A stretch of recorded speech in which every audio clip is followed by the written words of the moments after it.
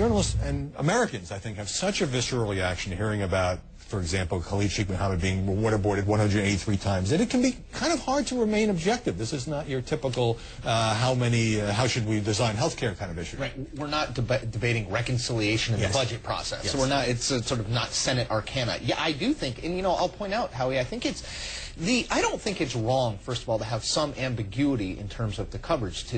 A lot of people reject the he said, she said kind of ambiguity in journalism now. I actually think this is a story where the he said, she said, or he said actually serves a purpose, because people on both sides of this both feel passionately and have intellectual arguments that make sense. Look at the Washington Post ABC News poll this morning. On question after question, first of all, President Obama very popular, but on torture, the American public deeply divided on this. So I actually think we in the media do our people, readers, a service by saying this is an issue where people are very divided, passions on both sides. But just in terms of the language, Dan Lothian, I mean, we're talking about here waterboarding, which is near drowning, a simulated drowning, face slapping, putting somebody in a box with an insect. Can it be almost Orwellian for us to adopt the preferred language of the Bush administration, which is these were just enhanced interrogation techniques? I think it can, and and this is not the end of it, because we know that these more pictures are going to be coming out in the future next month, and so this is something that will continue to live in the news cycle, and the American public will be confronted with it, and they don't like it. I mean, they simply don't like it. Let me go back to Joan Walsh, and I'll get you, David.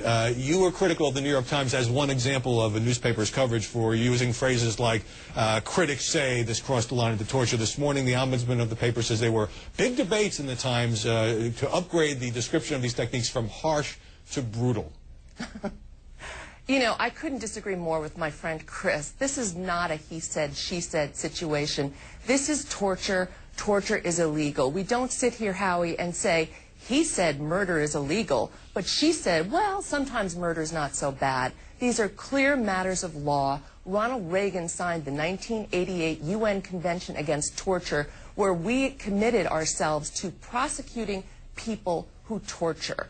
It's the law. It's super clear. It's not a partisan witch hunt or a she said, he said situation. It's not super clear, because the key piece of information most people need to make a decision is missing. Look, there's a hard core of civil libertarians who say, I don't care whether this contributed to the defense of the country. Forget it. We won't do it, even if it means Americans die. And then there's some people who say, I support the president no matter what. But most people want to know, did this contribute to the nation's safety? If so, we'll come to one judgment. If it was wasteful, as is sometimes alleged, and achieved nothing, then we all condemn it.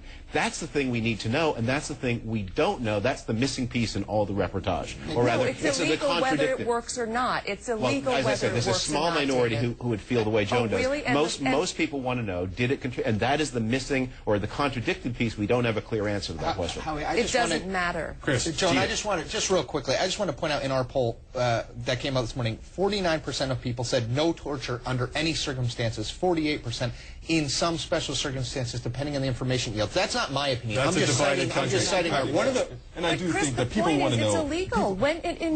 In what instance does it matter that 80% of Americans would like to murder Dick Cheney? Would that make it legal? I got to bring it back. It's not a matter of opinion. It's law. I got to bring it back to the media coverage.